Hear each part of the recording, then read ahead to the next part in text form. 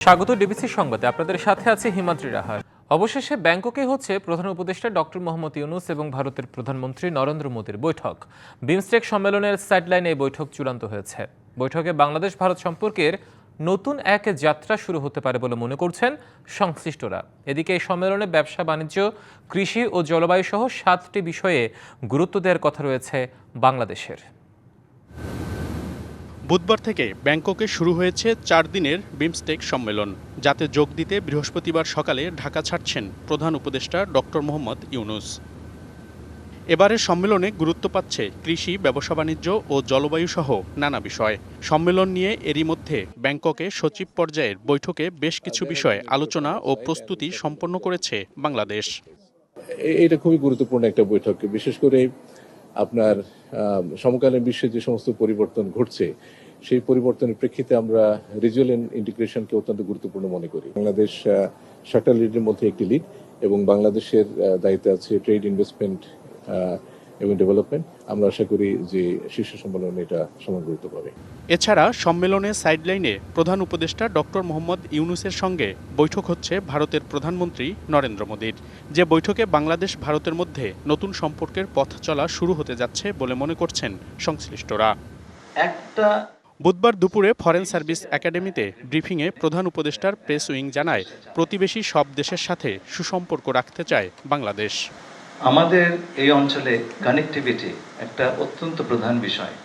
আঞ্চলিক যোগাযোগ, আঞ্চলিক সহযোগিতা ছাড়া সেটা করা সম্ভব নয়। আমরা সব জায়গাতে গিয়ে আমাদের সুবিধা অনুযায়ী এবং পারস্পরিক সুবিধা অনুযায়ী যতটুকু এগোতে পারি আমরা সেইটার চেষ্টা করব। সেই কারণে আমরা সকল দেশের সঙ্গে সুসম্পর্ক বজায় রাখতে চাই, কাউকে বাদ দিয়ে আমরা এগোতে চাই না। এবারের সম্মেলনের সাইডলাইনে বিভিন্ন বৈঠক ও আলোচনায় অন্যান্য বিষয়ের পাশাপাশি গুরুত্ব পাবে রোহিঙ্গা প্রত্যাবাসনের বিষয়টিও। আগামী বিমস্টেক সম্মেলনের চেয়ারম্যান হিসেবে নির্বাচিত হয়েছেন ডক্টর মোহাম্মদ ইউনূস। সম্মেলনের শেষ দিন শুক্রবার এই দায়িত্ব বুঝে নেবেন তিনি। আর রাজধানীর ঢাকাতেই অনুষ্ঠিত হচ্ছে আগামী বিমস্টেক সম্মেলন। মনিরুল সোহাগ, ডিবিসি নিউজ, ঢাকা। বাংলাদেশে উগ্রপন্থা নিয়ে সম্প্রতি নিউ ইয়র্ক টাইমসের প্রতিবেদনে কি বলা হয়েছে তা নিয়ে ভাবছে না সরকার, এমন মন্তব্য করেছেন স্বরাষ্ট্র উপদেষ্টা। ধীরে ধীরে আইনশৃঙ্খলা পরিস্থিতির উন্নতি হচ্ছে বলেও দাবি তার। এদিকে তথ্য উপদেষ্টা বলেছেন, দেশে কাউকে চরমপন্থার সুযোগ নিতে দেয়া হবে না। যুক্তরাষ্ট্রের সংবাদ মাধ্যম দ্য নিউ ইয়র্ক টাইমসের প্রতিবেদনে বাংলাদেশকে সংকটাপন্ন রাষ্ট্র হিসেবে উপস্থাপন করে ধর্মীয় উগ্রপন্থার দোরগোড়ায় দাঁড়িয়ে আছে বলে দাবি করা হয়েছে। এমন তথ্যের সাথে বাস্তবের কোনো মিল নেই বলে মন্তব্য করেছেন অন্তর্বর্তী সরকারের কয়েকজন উপদেষ্টা। বুধবার সকালে রাজধানীর বাড্ডা থানা পরিদর্শনে গিয়ে স্বরাষ্ট্র উপদেষ্টা বলেন, 5ই আগস্টের পর দেশে কোনো জঙ্গিকাণ্ড ঘটেনি। আইনশৃঙ্খলা পরিস্থিতি ধীরে ধীরে উন্নতি হচ্ছে বলেও দাবি করেন তিনি। কোন পোস্ট কি বলে এটা সম্বন্ধে আমি কোনো কমেন্ট করতে চাচ্ছি না, বাট এখানে হলো কোনো ধরনের জঙ্গিবাদের কোনো উত্থান হচ্ছে না। যে আইন শৃঙ্খলা পরিস্থিতি মোটামুটি স্যাটিসফ্যাক্টরি, বাট এটার আরও উন্নতির অনেক অবকাশ রয়ে গেছে। এটা আস্তে আস্তে আরও ভালোর দিকে নিয়ে যেতে হবে।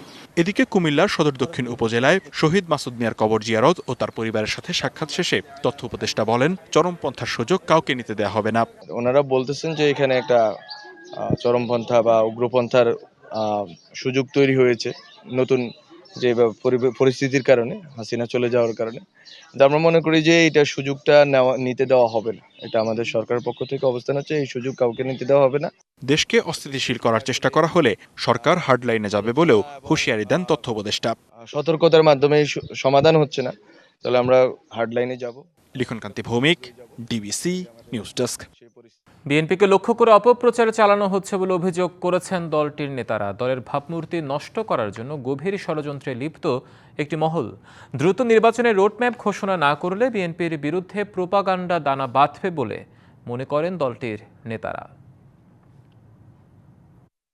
সম্প্রতি যুক্তরাষ্ট্রের দ্য নিউ ইয়র্ক টাইমসে বাংলাদেশ নতুন করে গড়ে উঠছে, ইসলামিক কট্টরপন্থীরা সুযোগ খুঁজছে শিরোনামে প্রতিবেদন প্রকাশ করে।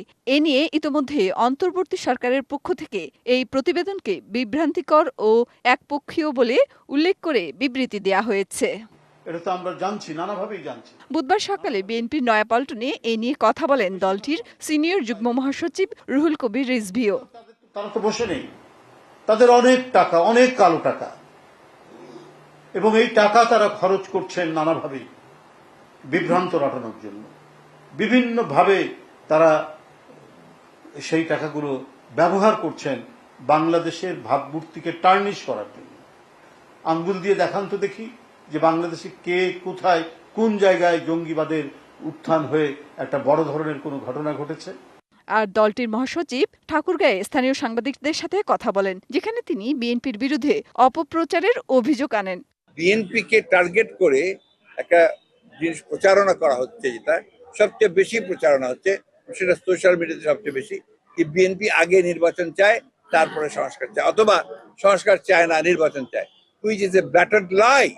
আমি আপনাদের সামনে খুব পরিষ্কার করে বলছি, এটা একটা ভ্রান্ত ধারণা সৃষ্টি করা হচ্ছে জনগণের মধ্যে। নির্বাচন অবাধ ও সুষ্ঠু করার জন্য সংস্কার প্রয়োজন বলেও জানান বিএনপির মহাসচিব। তবে তা দীর্ঘমেয়াদী হলে বিশেষ মহল তার সুযোগ নেবে বলেও মন্তব্য করেন মির্জা ফখরুল। এর সংস্কারের সঙ্গে নির্বাচনের কোনো পার্থক্য নেই। মেহের মনি, ডিবিসি নিউজ, ঢাকা। লন্ডনে বিএনপি চেয়ারপারসন বেগম খালেদা জিয়ার পূর্ণাঙ্গ স্বাস্থ্য পরীক্ষা শুরু হয়েছে। লন্ডন ক্লিনিকের চিকিৎসকরা তারেক রহমানের বাসায় এসে চিকিৎসা শুরু করেন। লন্ডন অবস্থানরত বিএনপি চেয়ারপারসনের ব্যক্তিগত চিকিৎসক অধ্যাপক AZM জাহিদ হোসেন গণমাধ্যমকে জানান, আগামী 4 দিন তার বিভিন্ন পরীক্ষা নিরীক্ষা হবে। চিকিৎসকদের পরামর্শ অনুযায়ী তাকে লন্ডন ক্লিনিকেও নেওয়া হবে। ক্লিনিকের বিশেষজ্ঞ চিকিৎসক অধ্যাপক প্যাট্রিক কেনেডি ও জেনিফার ক্রসের তত্ত্বাবধানে চিকিৎসাধীন আছেন বেগম খালেদা জিয়া। তার মানসিক ও শারীরিক অবস্থা এখন স্থিতিশীল বলেও জানান ডাক্তার জাহিদ হোসেন। ঈদের লম্বা ছুটিতে রাজধানীর বিভিন্ন বিনোদন কেন্দ্রে দর্শনার্থীদের ঢল নেমেছে। পরিবার পরিজন নিয়ে আনন্দ ঘন সময় কাটাচ্ছেন নগরবাসী। যানজটহীন মুক্ত পরিবেশে প্রিয়জনের সাথে ঘুরতে পেরে উচ্ছ্বসিত সবাই। কিছুটা অব্যবস্থাপনা থাকলেও তা হাসি মুখে মেনে নিয়েছেন তারা। ঢাকার প্রাণকেন্দ্র বিজয় সরণিতে অবস্থিত নভ থিয়েটার। ঈদের তৃতীয় দিনে এখানে ঘুরতে এসেছেন অনেকে, যেখানে শিক্ষণীয় অনেক বিষয়ের পাশাপাশি রয়েছে শিশুদের জন্য খেলার জায়গা। সুযোগ পেয়ে খুশিতে আত্মহারা শিশুরা। এখানে রাইডগুলো চড়ে আমার অনেক ভালো লাগছে, জীবনে এরকম দেখিনি, অনেক ভালো লাগছে। এখানে ঘুরতে আমার খুব মজাই লাগে, যে শিক্ষণীয় অনেক কিছু, যুদ্ধের সময় যা যা হয়েছে তা অনেক কিছু এখানে উপস্থাপনা করা আছে। চিড়িয়াখানা আমাদের বাসার কাছেই, তো ওরা যায় ওখানে, অত ভালো লাগে না, এই জন্য নতুন এক জায়গায় নিয়ে আসলাম। এখানে আনন্দ করতেছে যে বাসায় যাবে না সে। সন্তানদের নিয়ে অনেক অভিভাবক আবার এসেছেন শ্যামলী শিশু মেলায়। হরেক রকম রাইডে চড়ে আনন্দে মাতোয়ারা শিশুরা। বাচ্চাদের গরমের কারণে আবার ভিড়ের কারণে একটু ভোগান্তি, কিন্তু আনন্দের কাছে তো ভোগান্তি তেমন কিছুই না। সারা বাংলাদেশে খেলার মাঠের সংকট, যত বিজনেস প্রতিষ্ঠান বাড়ছে, কলকারখানা বাড়ছে, তত আমাদের খেলার মাঠও কমে আসছে। ঘোড়ায় চড়বো, তারপর গাড়িতে চড়বো, প্লেনে চড়বো, তারপর নৌকা চড়বো। শিশুদের পাশাপাশি বড়রাও এসেছেন বিনোদন কেন্দ্রে। তাদের অনেকে গেছেন সিনেমা হলগুলোতে। বসুন্ধরা সিটির স্টার সিনেপ্লেক্সে পছন্দের সিনেমা দেখতে পেয়ে খুশি দর্শকরা। টিকিট অ্যাকচুয়ালি বাংলা সিনেমা যেরকম ইমপ্রুভমেন্ট করছে, টিকিট তো টোটালি পাওয়াই যাচ্ছে না। আপনার হচ্ছে আজকেও বুক, কালকেও বুক। আসলে আমি সাকিব খানের ফ্যান, এই জন্য প্রতি ঈদে ওনার ছবিগুলোই আমি দেখতে আসি। আজকে বরবাদ দেখতে এসেছি। আমরা ঢাকাতে একটা কাজে এসেছিলাম, এখন চেষ্টা করলাম যদি কোনো টিকিট পাওয়া যায় তাহলে একটু ঢুমেরে যায়, কিন্তু টিকিট পাচ্ছি না। ছুটির বাকি কয়েকটা দিন এমনই মুখরিত থাকবে বিনোদন কেন্দ্রগুলো, আশা করছে কর্তৃপক্ষ। Tahsina Jessy, DBC news, Dhaka. ঈদের তৃতীয় দিনও পরিবার আর বন্ধুদের নিয়ে আনন্দ মেতেছেন রাজধানীবাসী। একটু নির্মল বাতাসের খোঁজে ছুটে গেছেন পূর্বাচলের 300 ফিট সড়কে। উপভোগ করেছেন প্রশস্ত সড়কে নির্বিঘ্নে ছুটে চলা আর আড্ডা। দুপুর ছুঁয়েছে বিকেল। গোধূলির সোনালী মেঘে ডুবতে বসা সূর্যটা আরও বেশি মোহনীয় হয়ে উঠেছে রাজধানীর অদূরে পূর্বাচল সড়কে। বাতাসে তখনও ঈদের আমেজ। প্রিয়জনের সঙ্গে একটু অবসর কাটানোর উপলক্ষ খুঁজতে মানুষ চলে এসেছেন এখানে। পড়ন্ত বিকেল যেহেতু আমরা আসলাম, অনেকগুলো লোক সমাগম দেখছি, খুব ভালো লাগছে। আলহামদুলিল্লাহ, সবারই ভালো লাগছে এখানে এসে। আমরা ঈদের আনন্দটা উপভোগ করার জন্য সুদূর আশুলিয়া থেকে এই জায়গায় আসছি। সড়কের দুপাশে গাড়ির সারি, শিশুরা ছুটে চলেছে রঙিন বেলুন হাতে। তরুণ তরুণীদের ক্যামেরায় একটি ভালো ফ্রেম পাবার আকাঙ্ক্ষা। অপেক্ষমান ক্ষুধার্ত মুখগুলো তাকিয়ে আছে এক প্লেট ফুচকার আশায়। এই তো শহরতলির উৎসবের রং। অনেক ভালো লাগছে, বন্ধুদের নিয়ে বেড়াতে এসেছি, সময়টা কাটছে ভালো। এই জায়গাটা খুব সুন্দর ঘুরে বেড়ানোর জন্য। বিকেলের রোদ ধীরে ধীরে রং পাল্টায়, দীর্ঘতর হয় মানুষের ছায়া। উচ্ছ্বাস আর প্রকৃতির শীতলতায় এ এক অন্যরকম অনুভূতি। Rifat Tasnuva, DBC news, Dhaka. ঈদের তৃতীয় দিনেও দর্শনার্থীদের ভিড়ে মুখর বিনোদন কেন্দ্রগুলো। লাখ লাখ মানুষের পদচারণায় মুখর সমুদ্র সৈকত ছাড়াও অন্যান্য দর্শনীয় স্থানগুলো। Hotel, motel, resort, guest house ও কটেজের কোনো কক্ষ এখন খালি নেই। কক্সবাজার সৈকতের সবকটি পয়েন্ট লোকে লোকারণ্য। তিল ধারণের ঠাঁই নেই বিস্তৃত বালিয়াড়ি সহ কোথাও। তপ্ত রোদে সাগরের নোনা জলে জলকিলিতে উচ্ছ্বসিত ভ্রমণ পিপাসুরা। অনেকে ঘোড়া, বিচ, বাইক ও জেটস্কিতে চড়ে দারুণ সময় কাটাচ্ছেন। অর্ধলক্ষ পর্যটকের পদচারণায় মুখরিত দেশের দ্বিতীয় বৃহৎ সমুদ্র সৈকত পটুয়াখালীর কুয়াকাটা। গঙ্গামধ্যে লেম্বুর বন, ঝাউবন ও শুটকি পল্লী সহ সবকটি স্পটে রয়েছে পর্যটকের বিপুল উপস্থিতি। এখন সাগর পাড়ে আসলাম, আইসা ঢেউ দেখা, পানি দেখা, এমনি মনের মাঝে কি যে বলবো, যা বলার মতো না আর কি। এখানকার পরিবেশ এবং সিকিউরিটি অনেক সুন্দর, খুব মজা করে উদযাপন করেছে। রাঙামাটির ঝুলন্ত সেতু থেকে বিভিন্ন পর্যটন কেন্দ্রের প্রাকৃতিক সৌন্দর্য উপভোগ করছেন ভ্রমণ পিপাসুরা। টানা ছুটিতে মানুষের ঢল নেমেছে সুন্দরবনে। কটকা, কচিখালী, হিরন পয়েন্ট, দুবলারচর, হারবাড়িয়া সহ বিভিন্ন আকর্ষণীয় স্পটগুলো ঘুরছেন পর্যটকরা। অনেক গাছ দেখছি যেগুলো আমি জীবনে কোনোদিন সময় দেখি নাই। এখানে এসে দেখে আমার অনেক ভালো লাগছে। বানরের চিত্রগুলি আমার কাছে খুব ভালো লাগছে এবং এখানে কিছু কুমির এবং আমরা হরিণ দেখতে পাচ্ছি।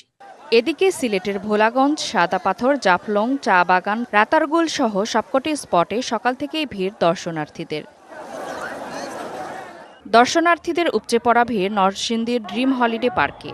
Water park, sky train, bullet train, water boat, roller coaster, swing chair, speedboat ও ভূতের রাজ্য সহ 25টিরও বেশি রাইডে চড়ে উচ্ছ্বসিত সব বয়সীরা।